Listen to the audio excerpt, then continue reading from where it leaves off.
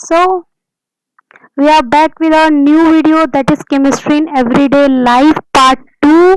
इसमें हम लोग जो कवर करेंगे वो कवर करेंगे three thing that is drug target interaction, enzyme as drug targets, receptor as drug targets. तो बिना देरी करते हुए शुरू करते हैं अपने फर्स्ट सब टाइटल के साथ that is drug target interaction. तो अगर हम ड्रग टारगेट इंटरैक्शन की बात करें तो इसमें थ्री वर्ड्स आते हैं, एक ड्रग, दूसरा target and third is interaction. ठीक है, ड्रग क्या होता है, what is drug and what are the different classification of the drug, इसके बारे में हम लोग तो पहली बात कर चुके हैं अपने फर्स्ट पार्ट में। ठीक है, नेक्स्ट हमारे पास है टारगेट एंड इंटरैक्शन। तो इन दोनों की चर्चा हम थोड़ा डिटेलिंग में करेंगे इस वीडियो के अंदर।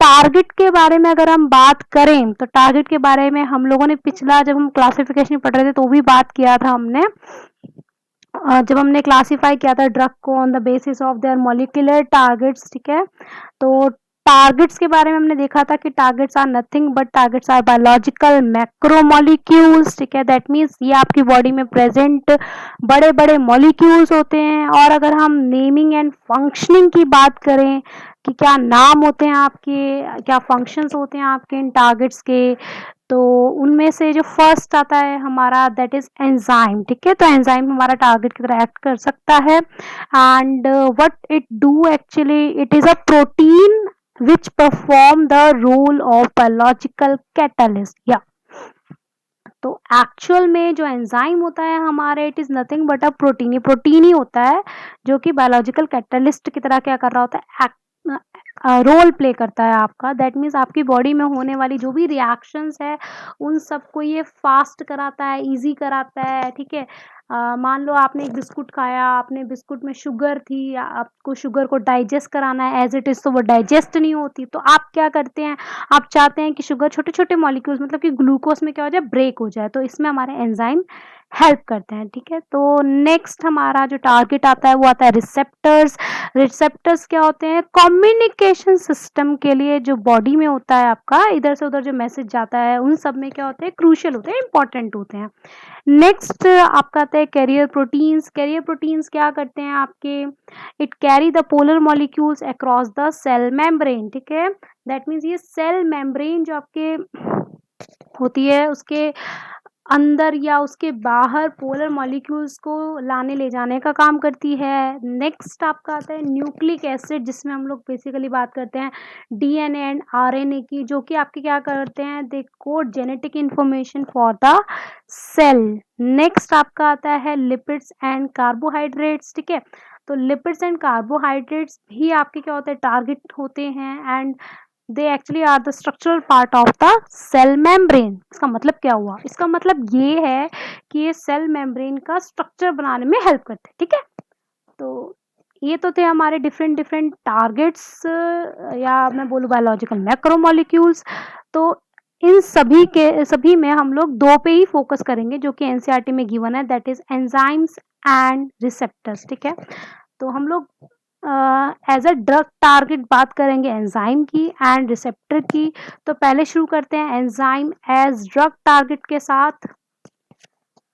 तो एंजाइम एज ड्रग टारगेट में हम लोग बेसिकली दो चीजें पढ़ेंगे, first is your catalytic action of enzyme and second is your drug enzyme interaction. ठीक है भाई, तो शुरू करते हैं with the first one that is catalytic action of enzyme. ठीक है, कैटालिटिक एक्शन ऑफ एंजाइम, देखो एंजाइम किस तरीके से वर्क करता है अगर हम उसकी बात कर लें, तो हमारा जो फर्स्ट दो फंक्शन होते हैं एंजाइम के, first function is your is to hold the substrate for a chemical reaction by their active sites in a suitable position for the effective attack by the reagent। ठीक है, तो थोड़ा इस line को समझ लेते हैं कि एग्जाम्पल के थ्रू। फॉर एग्जाम्पल आपकी क्लास में क्या है ना, एक बच्चा है जो कि क्या कर रहा है, सारी तरफ घूमे जा रहा है, घूमे जा रहा है, घूमे जा रहा है। ठीक है, वो टिक के अपनी सीट पे बैठ नहीं रहा। तो होता क्या है कि ना, स्कूल का प्रिंसिपल उससे बहुत परेशान हो गया, वो परेशान हो गया, वो इतना परेशान हो गया ना, वो क्लास में जाता है, वो कहता है कि भाई तू यहीं बैठेगा तो यहीं बैठेगा, मतलब उसने क्या कर दिया, उस बच्चे की पोजीशन को फिक्स कर दिया। अब टीचर उसे आसानी से पढ़ा सकती है, ठीक है। तो यहाँ पे जो वो बच्चा था उसकी मैं बात करूँ तो वो आपका सबस्ट्रेट की तरह एक्ट कर रहा था, ठीक है। जो प्रिंसिपल था वो आपका एक्ट कर रहा था एज एन एंजाइम, एंड वो जो टीचर था वो किसकी तरह एक्ट कर रहा था, रिएजेंट की तरह, ठीक है। तो जरा इस लाइन को हम दोबारा से पढ़ते हैं। It hold the substrate, hold the substance मतलब पकड़ लिया उसकी या फिर पोजीशन को फिक्स कर दिया for a chemical reaction by there active site in a suitable position for the effective attack by the rain. I think अब थोड़ा थोड़ा शायद समझ में आ रहा होगा। तो देखो होता क्या है कि हमारा जो डेस्क है उस पे हमारे सबस्ट्रेट की पोजीशन क्या हो गई, या फिर मैं बोलूँ उस बच्चे की पोजीशन क्या हो गई, फिक्स हो गई है, ठीक है। अब उस पे आराम से काम किया जा सकता है, ठीक है। आराम से मतलब हमारा टीचर क्या कर सकता है, उस पे काम कर सकता है। दैट मीन्स अटैक रिएजेंट का आसानी से हो जाएगा सबस्ट्रेट पे, ठीक है, जिससे कुछ प्रोडक्टिव होगा, मतलब फॉर अ केमिकल रिएक्शन, कोई केमिकल रिएक्शन हो सकती है। अब जो ये हमारा एंजाइम होता है जो सबस्ट्रेट को पकड़ के कैसे रखता है, बाय द एक्टिव साइट्स। तो चलो इसको और थोड़ी अच्छी तरीके से समझते हैं हम लोग एक फिगर के थ्रू। मान लो कि आपका ये एंजाइम है, ठीक है। इस एंजाइम की एक ये साइट है, मतलब ये एक पार्ट है इस एंजाइम का जो कि किसकी तरह एक्ट कर रहा है, एक्टिव साइट की तरह। चलो इस एक्टिव साइट की देखो, इस एक्टिव साइट की कोई ज्योमेट्री है, ठीक है, या फिर कुछ शेप है आपकी जो कि सबस्ट्रेट के साथ क्या सिमिलर। अभी सबस्ट्रेट क्या कर रहा है, सब जगह घूमे जा रहा है, घूमे जा रहा है, घूमे जा रहा है आपकी बॉडी के अंदर, ठीक है। और एंजाइम भी है, एंजाइम की एक्टिव साइट क्या करती है, अपने शेप के बेसिस पे सबस्ट्रेट को पहचानती है, ठीक है। जैसे ये पहचान लेती है कि भाई तू तो मेरे साथ मेरी जैसी शेप का, दैट मीन्स वो क्या करेगी, सबस्ट्रेट को अपने अंदर बिठा लेती है। देखो बिल्कुल सेकंड जो सी फिगर है उसके अंदर देखो, ये जो एंजाइम की एक्टिव साइट है वो क्या कर रही है, सबस्ट्रेट को बिठा के रख लेती है, ठीक है। अब नेक्स्ट आपका जो क्वेश्चन अराइज होता है वो ये होता है कि मान लो कि ये एंजाइम जो है आपका वो 180 डिग्री पे मैंने घुमा दिया, ठीक है, ऐसे घुमा दिया मैंने। तो क्या होना चाहिए कि ये जो सबस्ट्रेट के मॉलिक्यूल्स है वो तो गिर जाने चाहिए ना नीचे, क्योंकि ये तो बस फिट हुए थे ना, तो गिर जाने चाहिए थे, पर ऐसा नहीं होता। ऐसा क्यों नहीं होता? तो the reason behind it is they are actually attached to the active site by some kind of bonding like ionic bonding, hydrogen bonding, van der Waal and dipole-dipole interaction. So if you are asked that how the substrate bind to the active site of the enzyme, you can easily answer the question. तो चलो इसको थोड़ा और detailing में करते हैं। देखो ये जो मेरा सबस्ट्रेट है उसको इस एक्टिव साइट पे बाइंड होना है। हमें पता है कि जो एंजाइम है वो कुछ नहीं प्रोटीन है, प्रोटीन अमीनो एसिड से मिलकर बना होता है। दैट मीन्स इसकी एक्टिव साइट पे भी क्या होंगे, different different amino acids present होंगे इसके एक्टिव साइट पे, ठीक है। तो अगर हम अमीनो एसिड्स की बात करें तो चलो एक एग्जांपल ही ले लेते हैं। ये हमने एल एस्पार्टेट लिया है, ये दिस इज अमीनो एसिड, ठीक है। इसमें इस रेड वाले पार्ट को, रेक्टेंगल को छोड़ के जो पार्ट है वो सारा सारे अमीनो एसिड में सेम होता है, सिर्फ ये जो रेड रेक्टेंगल के अंदर जो पार्ट है वही डिफरेंट होता है। तो एस्पार्टेट के अंदर जो पार्ट होता है वो होता है CH2 C double bond O OH। ये जो OH है this is actually involve in hydrogen bonding, ठीक है। तो L aspartate bye hydrogen bonding क्या करता है, सबसे के साथ अटैच हो सकता है। ऐसे ही अगर यहाँ पे दूसरा अमीनो एसिड हो गया, फॉर एग्जाम्पल फिनाइल एलानाइन हो गया, तो यहाँ पे क्या होगा, बेंजीन रिंग होती है, तो वो बाय वन डर वाल फोर्स ऑफ अट्रैक्शन आपका सबस्ट्रेट मॉलिक्यूल के साथ बाइंड होगी। तो this was the first function of your enzyme. Now comes with the second function of enzyme, that is it provide the functional group that will attack the substrate and carry out the chemical reaction, ठीक है। तो यहाँ पे हम लोगों ने reagent की बात नहीं की, क्योंकि यहाँ पे रिएजेंट का काम नहीं होता, यहाँ पे रिएजेंट भी एंजाइम है, ठीक है। तो एक्चुअली क्या करता है, हमारा एंजाइम ही फंक्शनल ग्रुप प्रोवाइड करता है या देता है जिससे हमारा सबस्ट्रेट पे अटैक हो सके उन फंक्शनल ग्रुप का और एक केमिकल रिएक्शन हो सके, ठीक है। तो यहाँ पे क्या होता है कि अगर हम पिछले वाले एग्जाम्पल की बात करें तो प्रिंसिपल की जगह पर टीचर ही है जो स्टूडेंट को बिठाता भी, मतलब पोजीशन भी फिक्स करता है, साथ ही साथ उसको पढ़ाता है, मतलब उस पर अटैक भी करता है, ठीक है। तो हम जैसे ये एग्जांपल देख रहे हैं, इसमें देखो जैसे ये जो ग्रीन वाला पार्ट है वो एक एंजाइम है, ये आपके सबस्ट्रेट थे, and these blue one are your product. तो हमारा जो सबस्ट्रेट है वो इजीली इस एक्टिव साइट में क्या हो गया है, जाके फिट हो जाता है और क्या करता है, ये प्रोडक्ट बना लेता है, ठीक है। यहाँ पे कोई भी आके इस पे अटैक नहीं कर रहा, तो यहाँ पे रिएजेंट का काम है, enzyme itself acting as a reagent, ठीक।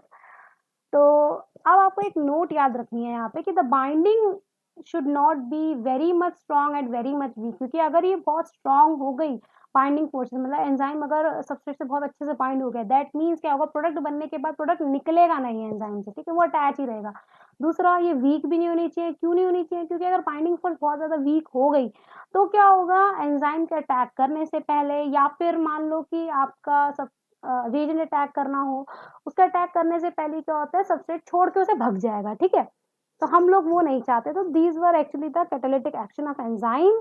तो ये तो हमने पढ़ लिया। नेक्स्ट हम जो मूव कर रहे हैं वो मूव कर रहे हैं ड्रग एंजाइम इंटरैक्शन पे, जो कि हमारा सेकंड पार्ट था, एंजाइम इज ड्रग टारगेट का। तो नाउ हम लोग ये जानने वाले हैं कि ड्रग और एंजाइम का क्या इंटरैक्शन होता है, ठीक है। तो जब एंजाइम और ड्रग आपस में बातचीत करेंगे या आपस में काम करेंगे, जब ये बिल्कुल वैसा ही है जैसे आपने कंपनी में किसी बंदे को जॉब दी और उस बंदे ने क्या करा, आपकी कंपनी को एकदम बर्बाद कर दिया, खत्म कर दिया, आपकी कंपनी को बंद करवा दिया। तो ड्रग भी ऐसे ही काम करता है, ड्रग एंजाइम का काम खत्म करवा देते हैं, मतलब उसकी कैटालिटिक एक्टिविटी को खत्म करवा देते हैं। तो drug act as a enzyme inhibitors, ठीक है। तो ये कैसे एक्ट करते हैं एंजाइम इनहिबिटर की तरह? पहला कर सकते हैं ब्लॉकिंग द बाइंडिंग साइट, मतलब ये तो बाइंडिंग साइट को ब्लॉक कर देते हैं एंजाइम की। या तो फिर ये क्या करते हैं, prevent the binding of the substrate, substrate को बाइंड नहीं होने देते, नहीं तो फिर इनहिबिट करते हैं catalytic activity of the enzyme. Catalytic activity जो होती है एंजाइम की, उसको खत्म कर देते हैं, रोक देते हैं, कम कर देते हैं, ठीक है। तो हमारे जो कोर्स में वो तो ये है कि किस तरीके से ड्रग सबस्ट्रेट को एक्टिव साइट पे अटैच नहीं होने देता है एंजाइम की। ये दो तरीके से हो सकता है, ठीक है। ड्रग दो तरीके से सबस्ट्रेट के अटैचमेंट को रोक सकता है। So the first way is by acting as a competitive inhibitor. Competition तो सब जानते होंगे, आजकल तो सब जगह है, ठीक है, क्योंकि हर किसी को हर कुछ तो नहीं मिल सकता, तो होड़ लगी हुई है। तो ऐसे ही एग्जांपल लेते हैं। फॉर एग्जांपल एक रेस हो रही है दौड़ने की, जिसमें दो बंदे दौड़ रहे हैं, ठीक है। एक का नाम मैंने क्या रखा है, सबस्ट्रेट, दूसरे का नाम मैंने रख दिया, लेट्स सपोज ड्रग रख दिया। और वहां पे क्या है, एक फर्स्ट प्राइज है, मतलब उस रेस को जो जीतेगा उसे फर्स्ट प्राइज मिलेगा। यहाँ पे जो फर्स्ट प्राइज है वो एक्टिव साइट है एंजाइम की, ठीक है। तो ऑब्वियसली दोनों में से एक दौड़ेगा, सॉरी, और दोनों में से एक जीतेगा, ठीक है। तो जो जीतेगा उसे एक्टिव साइट मिलेगी और दूसरे वाला तो वैसे ही पड़ा रह जाएगा, उसको कुछ नहीं मिलने वाला, ठीक है। तो जरा इस फिगर को देखो, इस फिगर में देखो, ये एंजाइम है, ये एक्टिव साइट है, ये हमारे ड्रग हो गए और ये हमारा सबस्ट्रेट हो गया। ड्रग और सबस्ट्रेट का क्या है, सिमिलर शेप है। तो अगर इनका सिमिलर शेप है, दैट मीन्स एक्टिव साइट क्या करेगी, वो तो अपनी शेप को पहचानती है, मतलब उसे तो अपनी सिमिलर शेप चाहिए, ठीक है। तो हम लोगों ने ड्रग के मॉलिक्यूल ज़्यादा लिए हैं, सबस्ट्रेट के मॉलिक्यूल्स कम लिए हैं, तो ऑब्वियसली चांसेस क्या होंगे, ड्रग के अटैच होने के ज़्यादा होंगे।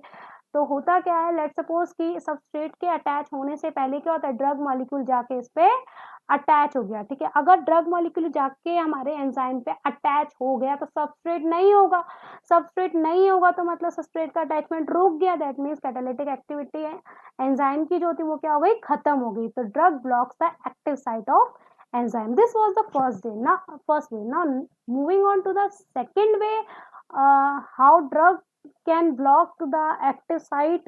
It's by acting the non-competitive inhibitor and binding to the allosteric site. ठीक है, यहाँ पे क्या करता है, वो नॉन कॉम्पिटिटिव इनहिबिटर की तरह एक्ट करता है, मतलब यहाँ पे कोई कंपटीशन वगैरह नहीं होगा आपका सबस्ट्रेट के साथ, कुछ और कुछ अलग चीज होगी, ठीक है, कुछ तिगड़म भिड़ाएगा। अब हमारा ड्रग क्या करता है, मान लो वही एग्जांपल लेते हैं, हमारा क्या है, वही दौड़ हो रही है, बट यहाँ पे क्या हो रहा है, दो बंदों की जगह पे केवल एक बंदा दौड़ रहा है, तो ऑब्वियसली एक उसी बंदे के जीतने के चांसेस होंगे। लेट्स सपोज जो दौड़ रहा है वो सबस्ट्रेट था, ठीक है, और जो फिनिशिंग लाइन है, मतलब या जो फर्स्ट प्राइज है वो हमारा क्या है, that is your active site. तो रेस को देखने से तो ऐसा लगेगा कि भाई जीतने वाला तो हमारा कौन है, वो हमारा जीतने वाला है सबस्ट्रेट, ठीक है।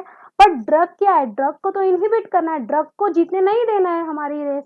तो ड्रग क्या करता है, जो बंदा दौड़ रहा था उसकी टांग तोड़ देता है, इट कैन बी, और बाय पत्थर उसने तोड़ दी, या फिर उसने आप गोली चला दी, ठीक है, इस तरीके से। तो क्या होगा, सबस्ट्रेट को जीतना था, सबस्ट्रेट जीतने से पहले क्या कर लेगा, हार मान लेगा, वो गिर के टूट जाएगा, मतलब हार मान लेगा, रुक जाएगा, वो दौड़ेगा नहीं, ठीक है, ये बिल्कुल। अब बात करें एलोस्टेरिक साइट की, तो एलोस्टेरिक साइट क्या था, उसने फिनिशिंग लाइन को खत्म नहीं किया, फिनिशिंग लाइन के साथ नहीं जाके वो अटैच हुआ, ठीक है।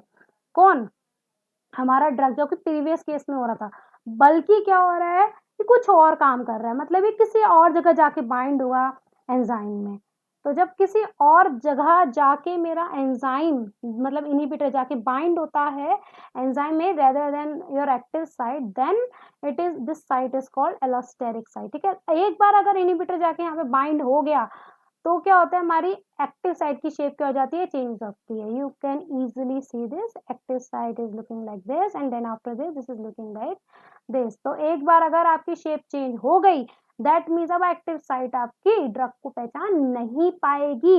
अगर पहचान नहीं, सॉरी, ड्रग को नहीं, it will not be able to recognize your subset. ठीक है, सबसेट को नहीं पहचान पाएगी, दैट मीन्स ये सबसेट के साथ अटैच नहीं होगी। अब क्वेश्चन ये आता है कि क्या ये साइट जो होती है ये परमानेंटली ब्लॉक होती है या फिर कुछ टाइम के लिए ब्लॉक होती है। मेरे कहने का मतलब ये है कि मान लो अगर इनहिबिटर हट गया तो भी क्या ये शेप ऐसी ही रहेगी, या फिर अगर इनहिबिटर लगा रहा तो ये शेप चेंज रहेगी, मतलब इस तरीके का। So the question arises when the enzyme is permanently blocked or blocked permanently. So the answer arises in a bonding. When this inhibitor or drug attached to this enzyme by strong covalent bond, या strong covalent bond मतलब bonding बहुत ज्यादा strong होगी तो हमारा क्या हो जाता है, इनहिबिटर और एंजाइम का जो कॉम्प्लेक्स बनने वाला है वो जल्दी से नहीं टूटेगा। अगर ये नहीं टूटेगा दैट मीन्स एक्टिव साइट भी अपना वापस से शेप क्या होगा, रीगेन नहीं कर सकती। तो हमको सबस्ट्रेट के साथ अटैच होने के लिए इस एंजाइम इनहिबिटर कॉम्प्लेक्स को तोड़ना पड़ेगा और एक न्यू एंजाइम क्या करना पड़ेगा, सिंथेसाइज करवाना पड़ेगा। So if the bond form between an enzyme and strong covalent one cannot be broken easily, then the enzyme is blocked permanently and the body then degrades the enzyme iter complex and synthesize a new enzyme. Yes, yes. So we have covered drug as so we have covered till now, we have covered enzyme as a drug target। ठीक है, next हम लोगों को जो move करना है वो हमारा सेकंड टारगेट था जिसकी हमने पहले भी बात की थी, जो कि था रिसेप्टर्स। ठीक है, इसमें हम तीन चीजों की बात करेंगे, messenger, B is your receptor messenger interaction, C is your antagonist and agonist which is actually your drug receptor interaction. ठीक है, तो पहले तो हम थोड़ा सा फोकस करते हैं रिसेप्टर के ऊपर, तब हम लोग ए पार्ट शुरू करेंगे। तो रिसेप्टर क्या होते हैं उसके बारे में बात पहले भी की थी। These are the proteins that are crucial to body communication process, body की कम्युनिकेशन में जो हेल्प करते हैं आपको। ठीक है, वेयर दीज आर प्रेजेंट, कहाँ ये प्रेजेंट होता है, receptors are the proteins that are embedded in the cell membrane. Yes, they are present in the cell membrane. How these are present, let's see this picture। ठीक है, this is the outside portion of the cell membrane, so here it is drawn and this blue one is the insider part or interior of the cell membrane, this is this one, and it is in between outer and the inner part of your cell membrane your receptor is present there। ठीक है, तो receptor का कुछ part तो बाहर होता है cell के और कुछ पार्ट अंदर होता है। जो पार्ट बाहर होता है वहां पे क्या होता है, आपका बाइंडिंग साइट होती है रिसेप्टर की, या फिर मैं बोलूँ आपकी एक्टिव साइट होती है, बाइंडिंग साइट होती है आपकी रिसेप्टर की। ठीक है, नाउ इस तरीके से हमारा रिसेप्टर प्रेजेंट होता है। ठीक है, तो रिसेप्टर किस तरीके से काम करेगा वो डिपेंड करता है मैसेंजर्स पे, और सॉरी रिसेप्टर किस तरीके से काम करता है। तो इसके लिए हम लोगों को पहले मैसेंजर्स पढ़ना पड़ेगा, तभी हम अच्छे से रिसेप्टर को भी समझ पाएंगे। तो पहले बात करते हैं मैसेंजर्स की, लिए हमें पहले पढ़ना पड़ेगा मैसेंजर्स के बारे में। तो मैसेंजर्स के बारे में पढ़ते हैं। Messengers, yes, chemical messengers are the chemicals that are received at the binding site of the receptors। ठीक है, मतलब रिसेप्टर किस तरीके से काम करता है, रिसेप्टर बेसिकली क्या कर रहे होते हैं, केमिकल मैसेंजर्स को रिसीव करता है। और केमिकल मैसेंजर्स क्या होते हैं, कुछ केमिकल्स होते हैं। ठीक है, कुछ केमिकल्स में आपके इट कैन बी और hormone also, it can be और व्हाट, इट कैन बी और न्यूरोट्रांसमीटर्स, ठीक है। हार्मोन में जैसे आपके मान लो आपके हो गए, जैसे बड़े सारे होते हैं आपके वैसे हार्मोन्स तो, ठीक है। और न्यूरोट्रांसमीटर्स में जैसे आपका आ गया डोपामिन आ गया, ठीक है। डोपामिन के बारे में तो वैसे सबने सुन रखा होगा।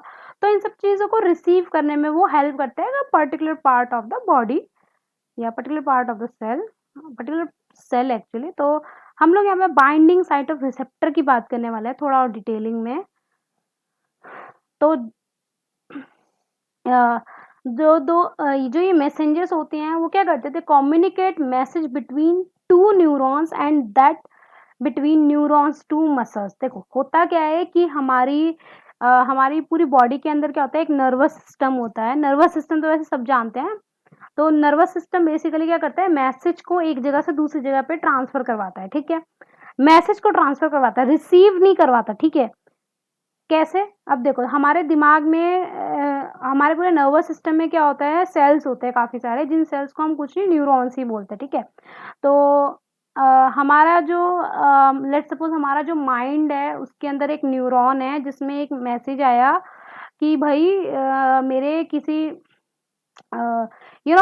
मेरे पेट में लेट्स सपोज मुझे एक मैसेज भेजना है कि मुझे भूख लगी है, ठीक है।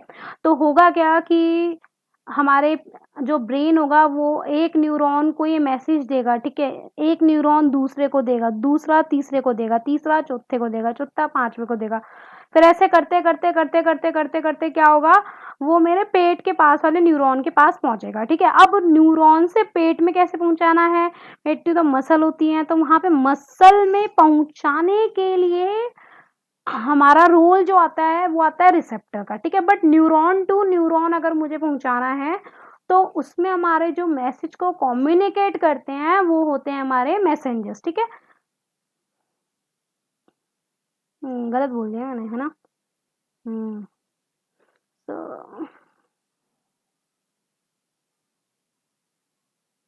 तो let's talk about the messenger first. तो अगर हम मैसेंजर्स की बात करें तो मैसेंजर्स क्या होते हैं, chemical messengers are the chemicals that are received at the binding sites of the receptor, ठीक है। सो केमिकल मैसेंजर्स एक्चुअली में क्या होते हैं, केमिकल्स ही होते हैं जो कि आपके रिसेप्टर की बाइंडिंग साइट पे क्या होते हैं, रिसीव होते हैं। मतलब जो हम लोगों ने देखा था ना अभी सेल के ऊपर जो एक्टिव साइट थी उसके ऊपर जो चीज रिसीव होगी उसको क्या बोलते हैं हम लोग, केमिकल मैसेंजर्स बोलते हैं, ठीक है। या तो अब ये मैसेंजर्स काम क्या करते हैं हमारे, ठीक है। अब रिसेप्टर तो ले लेगा, ले लिया तो वही काम क्या था उसका, ठीक है। तो बाइंडिंग साइट ऑफ रिसेप्टर पे रिसीव होते हैं हमारे, तो दे कम्युनिकेट, केमिकल मैसेंजर्स क्या काम करते हैं, they communicate message between two neurons and that between neuron to muscle, ठीक है। जरा समझो इस चीज को। मान लो कि आपको क्या है, पेट में भूख लगी है, ठीक है। तो आपके दिमाग को ये मैसेज भेजना है कि भाई खाना खाओ क्योंकि आपको भूख लगी है, ठीक है। तो आपके पूरी बॉडी में नर्वस सिस्टम होता है, ठीक है। तो नर्वस सिस्टम होता है तो नर्वस सिस्टम के अंदर होते हैं सेल्स होते हैं, वो जो सेल्स होते हैं उनको क्या बोलते हैं हम लोग, न्यूरॉन्स बोलते हैं, ठीक है। तो होता क्या है कि आपके दिमाग में एक मैसेज जनरेट होता है, ठीक। तो वो एक न्यूरॉन के पास जाएगा, पहले एक न्यूरॉन से वो दूसरे न्यूरॉन के पास जाएगा, ठीक है। तो एक न्यूरॉन से दूसरे न्यूरॉन के पास जा रहा है तो ये काम कौन कर रहा है, एक से दूसरी तरफ भेजने का, ये केमिकल मैसेंजर्स काम कर रहे हैं, ठीक है। अब केमिकल मैसेंजर्स क्या करेंगे, अब दूसरे से तीसरे की तरफ भेजेंगे, तीसरे से चौथे की तरफ भेज, चौथे न्यूरॉन की तरफ भेजेंगे, चौथे से पांचवे, ऐसे करते करते करते करते करते करते वो हमारे पेट पे पहुंचेगा जो मैसेंजर है। अब क्या होगा, ये जो मैसेंजर है वो न्यूरॉन टू मसल क्या करेंगे, हमारे इस मैसेज को भी ट्रांसफर करेंगे। बट मसल्स में जो बेसिकली इस मैसेज को रिसीव करता है उसमें हमारा रोल जो प्ले करता है वो करता है हमारा बाइंडिंग साइट, ठीक है। क्योंकि पेट जो है हमारा यहाँ पे किसकी तरह एक्ट कर रहा है, रिसेप्टर की तरह। या पेट की जो मसल्स है वो हमारी किसकी तरह एक्ट कर रही है, रिसेप्टर की तरह एक्ट कर रही हैं, ठीक है। तो रिसेप्टर की जो बाइंडिंग साइट होंगी वो उस मैसेज को लेंगी। इस तरीके से हमारे केमिकल मैसेजेस क्या करते हैं, ब्रेन टू हमारा पेट जो है, हमारा स्टमक जो है वहां तक मैसेज को ट्रांसफर करता है, ठीक है। तो आई होप आपको ये समझ में आया हो, नहीं आया तो प्लीज बताना मुझे कि अगर नहीं आया हो तो नेक्स्ट हम आते हैं रिसेप्टर मैसेंजर इंटरैक्शन पे। वैसे तो मैंने काफी कुछ पहले ही बता दिया आपको मैसेंजर्स में, फिर भी हम लोग शुरू कर लेते हैं। रिसेप्टर मैसेंजर इंटरैक्शन, तो इसमें हमारा आता है chemical messengers give message to the cell without entering to the cell. ठीक है, केमिकल मैसेंजर्स क्या करते हैं, हमारे सेल को मैसेज देते हैं। वही मसल्स मैंने बताया था ना अभी, मसल को हमारा मैसेज जाता है। ठीक है, मसल में क्या होती है, सेल्स होते हैं ऑब्वियसली। ठीक है, सेल्स में क्या होती है, बाइंडिंग साइट्स होती है रिसेप्टर की। सो यस, हमारा जो मैसेज होता है वो जाता है हमारा किसके पास, सेल के पास जाता है। ठीक है, केमिकल मैसेंजर्स भेजते हैं इस मैसेज को बिना सेल में एंटर हुए। ठीक है, as to accommodate a messenger, ठीक, shape of the receptor site changes that brings about the transfer of the message into the cell। ठीक है, तो इसको थोड़ा ऐसे तो वैसे समझ में नहीं आएगा, तो चलो इसको एक पिक्चर से समझ लेते हैं हम लोग। सी here this is the outer membrane of the cell, this is the inner membrane of the cell। let's suppose कि ये जो सेल है हमारा, ये वो पेट का सेल है हमारा। ठीक है, और ये केमिकल मैसेंजर जो है हमारा, ये वो मैसेज लेके आ रहे हैं जो कि ये बताएंगे हमारे सेल को कि भाई भूख लगी है, खाना दो। ठीक है, तो ये जो केमिकल मैसेंजर्स होते हैं वो क्या होता है, पेट वाले सेल के पास पहुंचते हैं। भाई इस पे तो क्या प्रेजेंट है हमारा, इस पे हमारा प्रेजेंट है क्या, इसमें हमारा प्रेजेंट है रिसेप्टर। ये रिसेप्टर है, ये बाइंडिंग साइट होगी रिसेप्टर की। तो केमिकल मैसेंजर क्या करते हैं, बिना सेल में एंटर हुए इस मैसेज को ट्रांसफर करते हैं सेल के अंदर। कैसे करेंगे, केमिकल मैसेंजर जाके बाइंडिंग साइट पे अटैच हो जाता है। ठीक है, जैसे ही बाइंडिंग साइट पे अटैच होंगे वैसे ही देखो इस बाइंडिंग साइट की जो शेप है वो चेंज हो गई। यहाँ पे देखो जरा, ये शेप क्या हो गई, इसकी चेंज हो गई है। ठीक है, अब शेप चेंज हो गई ना, तो ये जो शेप चेंज है ये ओवरऑल पूरे के पूरे रिसेप्टर में हाईलाइट हो जाती है। यहाँ देखो ये रिसेप्टर में हाईलाइट हो गई, क्योंकि देखो ये नीचे ये ऐसे फ्लैट था ना, अब ये क्या हो गया, थोड़ा सा कर्वी हो गया, मतलब ये चीज ऊपर से नीचे तक ट्रांसफर हो गई। दैट मीन मैसेज क्या हो गया, हमारे सेल के अंदर पहुंच गया है। ठीक है, अब मैसेज पहुंच गया सेल के अंदर, मतलब कि हमारा जो मैसेंजर का काम है वो तो खत्म हो गया। तो मैसेंजर काम खत्म हो गया तो वो अपना वापस चला जाता है। ठीक है, या डिग्रेड हो जाता है जाके हमारा।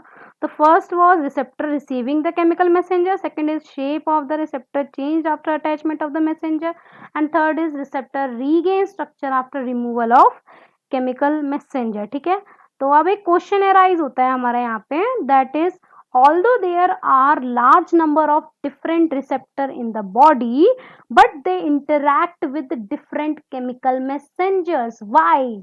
ठीक है, मतलब हमारी बॉडी के अंदर क्या होंगे, बहुत सारे सेल्स है। ठीक है, बहुत सारे सेल्स है, तो मतलब हर सेल पे कोई ना कोई रिसेप्टर प्रेजेंट है। ठीक है, तो हमारा क्या होता है कि लेट सपोज हमारा जो दिमाग था वो ये मैसेज दे रहा था कि भाई भूख लगी है, खाना दो। तो ये मैसेज कहाँ जाएगा, हमारे पेट पे ही तो जाएगा, मतलब हमारे पेट पे जो प्रेजेंट सेल है उनके रिसेप्टर के पास ही तो जाएगा। ठीक है, ये और कहीं क्यों नहीं जाता, रिसेप्टर तो और भी जगह है हमारी बॉडी में, हर सेल पे एक रिसेप्टर लगा होगा, हर सेल की मेम्ब्रेन पे एक रिसेप्टर होगा, क्यों नहीं होता।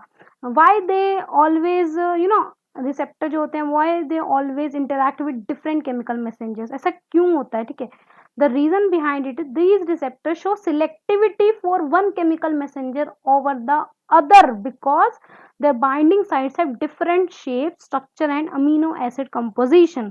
ठीक है, द रीजन बिहाइंड इट कि क्यों आपका जो भूख लगा है, भूख लगी है, खाना दो, वो वाला मैसेज हमारे पेट तक जाता है और कहीं क्यों नहीं जाता। द रीजन इज हमारे पेट पे जो रिसेप्टर लगे हुए हैं वो सिर्फ उसी मैसेज को लेते हैं। ठीक है, वो जो मैसेज है वो स्पेशली हमारा डिजाइंड है किसके लिए, हमारे पेट के लिए। ठीक है, तो जो रिसेप्टर होते हैं ये सिलेक्टिविटी दिखाते हैं केमिकल मैसेंजर की तरफ, किसी एक मैसेज की तरफ भी बोल सकते हो आप लोग इसको, क्योंकि जो हमारे पेट पे जो पेट के सेल्स हैं, या फिर मैं बोल सकती हूँ जो हमारे रिसेप्टर की जो बाइंडिंग साइट्स होती हैं, ये इनके पास क्या होती है, अलग अलग शेप होती है, और हर शेप डिसाइड कर अलग अलग शेप होती है, स्ट्रक्चर होता है, या फिर अमीनो एसिड्स अलग अलग लगे होते हैं उनके किस पे, उनकी बाइंडिंग साइट पे। ठीक है, जो कि हर केमिकल मैसेंजर्स के लिए क्या होते हैं, अलग अलग होते हैं। ठीक है, तो इस तरीके से हमारा क्या होता है, although हमारे पास बहुत large number of receptor but they interact with different chemical messengers। Now moving on to the next thing, that is receptor messenger that is that is drug target interaction. C part हमारा drug target interaction, इसमें हम लोग antagonist and agonist पढ़ने वाले हैं। ठीक है, तो सी पढ़ेंगे अब हम थोड़ा सा, एंटागोनिस्ट एंड एगोनिस्ट। तो इसमें फर्स्ट हम लोग पढ़ने वाले antagonist. These are the drugs that bind to the receptor site and inhibit its natural function. ठीक है, नाउ इसको थोड़ा सा एक एग्जांपल से समझ लेते हैं, फिर आपको ये लाइन आई थिंक ज्यादा अच्छे से क्लियर हो जाएगी। ठीक है, देखो क्या होता है कि मान लो कि आपके बॉडी में क्या हो रहा है कि कहीं पे पेन हो रहा है, ठीक है, कहीं पे लग गई है और कहीं पे बहुत ही ज्यादा दर्द हो रहा है आपको। ठीक है, तो जब लगी है आपका मतलब लग गई, कहीं कट गया आपका या फिर कहीं कुछ भी मतलब ऐसे कुछ हो गया, जैसे कुछ पैर पे ही हो गया आपके, ठीक है, पैर के अंगूठे पे हो गया। ठीक है, होता क्या है फिर आपकी बॉडी, आपका ब्रेन क्या होगा, एक मैसेज भेजेगा कि भाई दर्द हो रहा है, कि भाई दर्द हो रहा है, बहुत दर्द हो रहा है, बहुत दर्द हो रहा है। ठीक है, अब आप क्या चाहते हो, आप इस दर्द से राहत पाना चाहते हो। ठीक है, तो आप लोग क्या करते हो, एक दवाई खाते हो, एक दवाई खाते हो। वो दवाई क्या करती है, आपको वो दर्द फील नहीं करवाती। ठीक है, दैट मीन्स कि वो ड्रग क्या करता है, एक काम कर रहा होता है वहां पे। ठीक है, ये ड्रग दो तरीके से काम कर सकता है। पहला काम तो ये है कि वो मैसेज जो आपके दिमाग से आपके पैर की तरफ जा रहा था उसी को रोक दे, उसको खत्म कर दे। ठीक है, तो मैसेज क्योंकि जाएगा ही नहीं आपके पैर की तरफ, तो आपको पैर में दर्द भी फील नहीं होगा। दूसरा क्या है कि वो दर्द को ही खत्म कर दे, मतलब वो आपकी चोट को ठीक कर दे। ठीक है, तो ये दो तरीके हो सकते हैं आपके। तो आपका क्या करता है फिर इस केस में, हम जो भी ड्रग ले रहे हैं वो क्या करता है आपका कि आपके वो जो पैर में जो सेल्स लगे हुए हैं, उनके जो उनमें जो रिसेप्टर प्रेजेंट है, उनकी जो बाइंडिंग साइट है, हर रिसेप्टर की जो बाइंडिंग साइट है वहां पे जाकर अटैच हो जाता है। ठीक है, अब ड्रग वहां जाके क्योंकि अटैच हो गया है, ठीक है, तो अब जो आपके दिमाग से आने वाला मैसेज होगा या मैसेंजर होगा, वो जाके रिसेप्टर की साइट पे जाके अटैच नहीं होगा। ठीक है, क्योंकि वहां पे ऑलरेडी क्या प्रेजेंट है, ड्रग प्रेजेंट है। ठीक है, तो ये ड्रग किसकी तरह काम करेंगे, ये ड्रग अटैच नहीं होने दे रहे हैं मैसेंजर को, दैट मीन मैसेज जा ही नहीं रहा, तो आपको दर्द भी फील नहीं होता। ठीक है, तो ये लोग उस मैसेंजर का नेचुरल जो, या फिर मैं बोलूँ उस रिसेप्टर साइट का जो नेचुरल फंक्शन था, जिस मैसेज के साथ अटैच होती थी, उसको क्या कर दिया, उसने रोक दिया, खत्म कर दिया, इनहिबिट कर दिया है। ठीक है, so these are the drugs that bind to the receptor site and inhibits natural function. तो basically it's useful when the blocking of message is required. ठीक है, तो next we have come to the agonist, that is these are the drugs that mimic the natural messenger by switching on the receptor. ठीक है, तो इस line का थोड़ा सा हम लोग मतलब समझ लेते हैं। ये क्या करता है आपका, ये बेसिकली आपको ये बताता है कि ओके, ये नेचुरल मैसेंजर का काम करता है। ठीक है, नेचुरल मैसेंजर की जो मैसेज जाना था उसी की तरह ही काम करता है। ठीक, बट हमें इसकी जरूरत कब कर पड़ती है, ठीक है, मान लो कि आपकी बॉडी में एक जगह मैसेज जाना बंद हो गया। ठीक है, कैसे, जैसे मान लो कि आपने खूब सारा खा लिया है। ठीक है, आपने इतना सारा खा लिया कि आपको अब मतलब जाना था हल्का होने। ठीक है, बट आपको वो मैसेज आ ही नहीं रहा बॉडी में। ठीक है, आपको वो मैसेज नहीं आ रहा कि भाई जाओ थोड़ा हल्का होके आओ। ठीक है, तो आप क्या चाहते हो कि ये मैसेज आपको आए। ठीक है, ये मैसेज आपको आए, इसका मतलब ये है कि क्योंकि वो मैसेज पहले नहीं आ रहा था, दैट मीन्स वो वाले मैसेंजर्स क्या थे, आपकी बॉडी में या तो कम थे या फिर वो अब्सेंट हो गए हैं, है ना। ठीक है, तो उस केस में हम लोग क्या करते हैं, एक ऐसी दवाई लेते हैं जिससे क्या हो जाए, हमारा अ, पेट हल्का हो जाए, कॉन्स्टिपेशन थोड़ी सी दूर हो जाए।